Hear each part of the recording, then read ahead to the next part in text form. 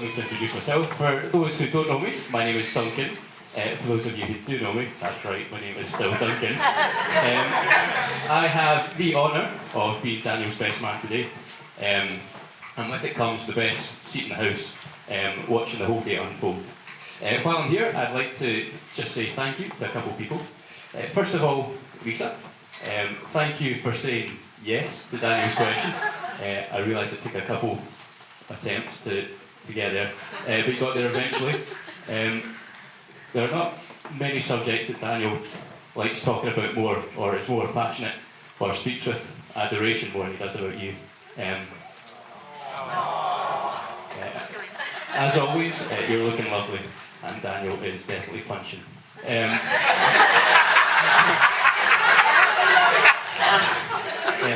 Also, thank you to Mr. and Mrs. Bosley for everything you've done today, especially the cake.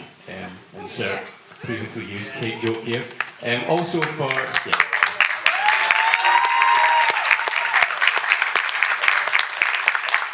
And also for kitting myself, the groomsman, and Daniel out from a little something from the Bosley Spring collection. These boys didn't look like this morning. They scrub up pretty well, so well done, boys, for making an effort. Cast your mind back, if you will, to the summer of 2012. England were once again failing in a major football tournament. Scotland obviously weren't there. The Summer Olympics in London were happening. My good friend Andy Murray was carrying the expectations of a nation on his muscular shoulders. I'm lost already. Here we go. Something perhaps more significant was happening up in St Andrews at a Christian festival called Clan. Myself and Daniel here started off a beautiful friendship.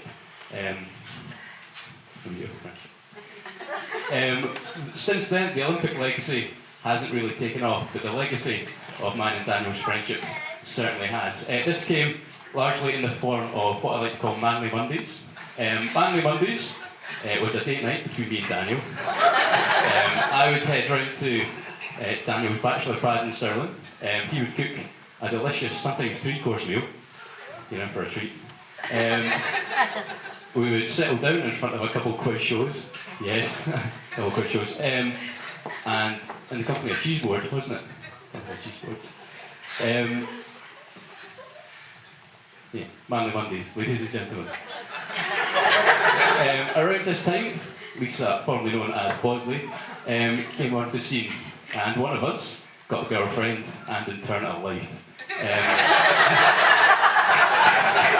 Manly Mondays just isn't the same without you, Daniel.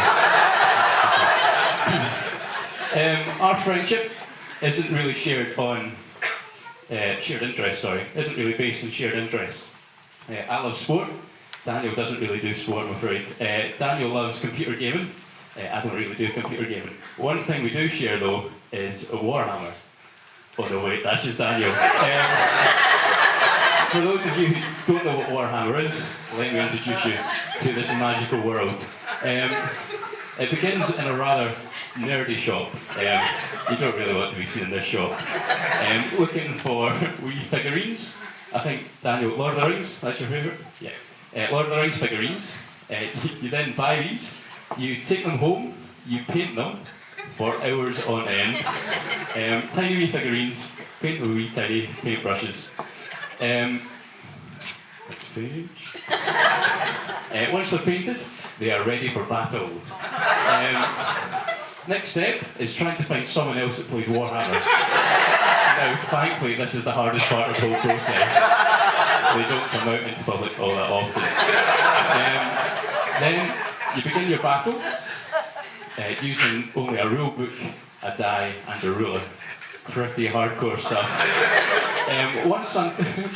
One Sunday afternoon, for some reason, I agreed to watch Daniel and Matt Mellon, sorry Matt, battle it out in front of my eyes. For those of you thinking, what that I just described isn't really a spectator sport, you'd be right. And after 20 minutes, I was fast asleep, snoozing like a baby. And some people may say that's rude. Those people obviously haven't watched a Warhammer battle in action. Daniel gets so involved in his Warhammer obsession that in an attempt to gain advantage over his opponents, he went on eBay and he bought an invisibility cloak. Although he sent it back because he just couldn't see himself wearing it.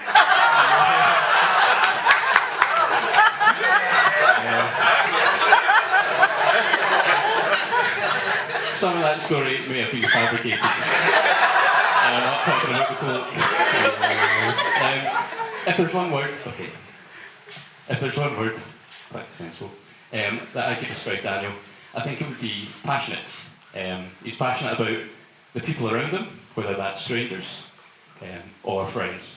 He's passionate about the God that he loves and he serves, and he's passionate about Lisa, his bride, today and for the rest of your life. And that's a great place to be going into marriage, I would say. Daniel, if I could give you a little bit of advice as you start your married life, as a slightly age-advantaged man, it would be this. Keep looking outward to people that you can invest both personally and as a couple in with your time and your energy. Keep looking upward to your Creator who provides and sustains in everything you do. And keep looking after Lisa. That's your responsibility as her husband now. I have no doubt that you will do these three absolutely perfectly. Continuing on from Manly Mondays, mainly the cheese bit, I thought I'd end with a poem. So here we go. It's Daniel and Lisa's wedding day, and what a day it's been.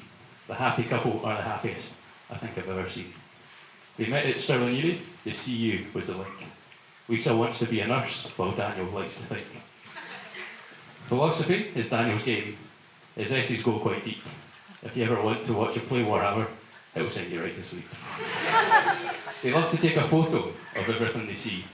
It's usually of each other though, taking close-ups of a tree. During the days of Manly Monday, we had some heart-to-hearts. But after consuming all that cheese, we couldn't hold in our feelings any longer.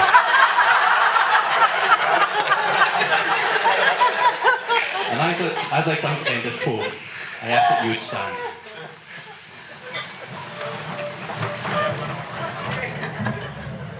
And toast the whites and wish them well in all that God has planned. To Daniel and Lisa. Daniel and Lisa.